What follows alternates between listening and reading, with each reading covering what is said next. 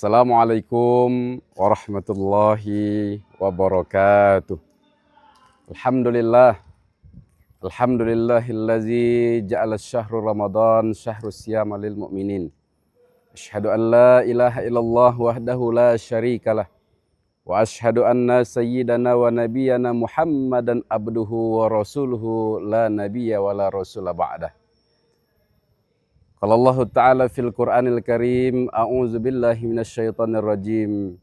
Ya ayyuhallazina amanu kutiba alaikumus syiyam kama kutiba alal ladzina min qablikum la'allakum tattaqun. Ma'asyiral muslimin, pemirsa di mana saja berada, rahimakumullah. Pertama dan yang paling utama tentunya selaku hamba Allah yang beriman dan bertakwa, tidak henti-hentinya kita untuk memanjatkan rasa syukur kita kehadirat Allah Subhanahu wa Ta'ala.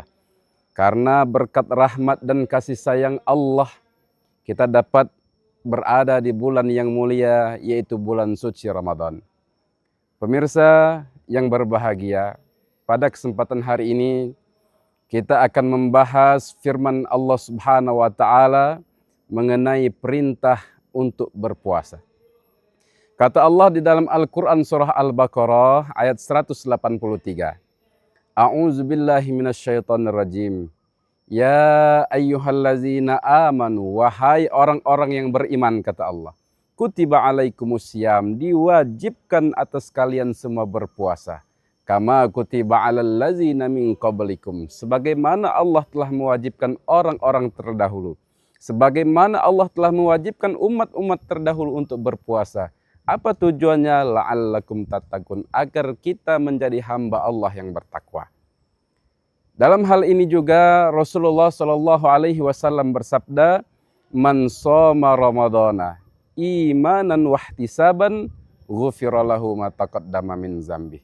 Kata Nabi, barang siapa yang berpuasa dengan penuh keimanan, penuh pengharapan, mengharapkan ridha Allah, mengharapkan ampunan Allah, ghufira lahu ma taqaddama min dzambi, maka Allah akan ampuni dosa-dosanya yang telah lalu. Masya Allah, bagaimana tidak bahagia kita. 11 bulan kita melakukan kesalahan, 11 bulan kita melakukan dosa. Datang bulan suci Ramadan, kita berpuasa dengan iman, berpuasa dengan mengharapkan ampunan Allah.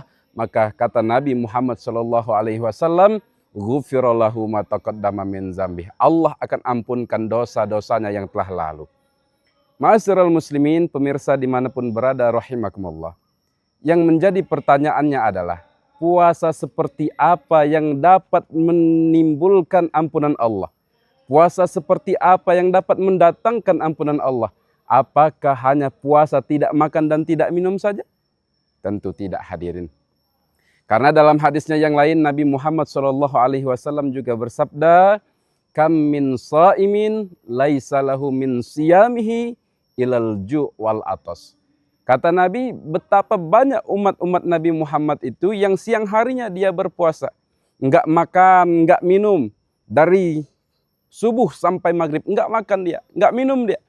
Namun puasanya tidak mendapatkan pahala apa-apa, hanya mendapatkan lapar dan haus saja. Siapa orangnya? Orang yang hanya mendapatkan lapar dan haus dari puasanya adalah orang-orang yang puasa lisannya tidak makan dan tidak minum, tapi lisannya tidak pernah dipuasakan daripada ghibah, ngomongin orang. Matanya enggak dipuasakan dari melihat aurat orang lain. Telinganya tidak dipuasakan mendengarkan gosip-gosip.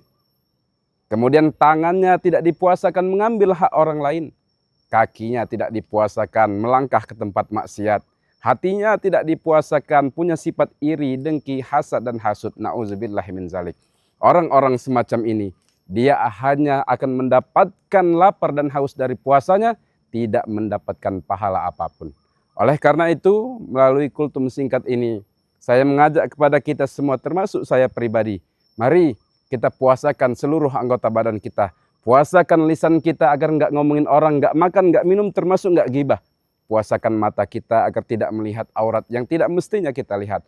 Puasakan hati kita agar tidak punya sifat iri, dengki, hasad dan hasud.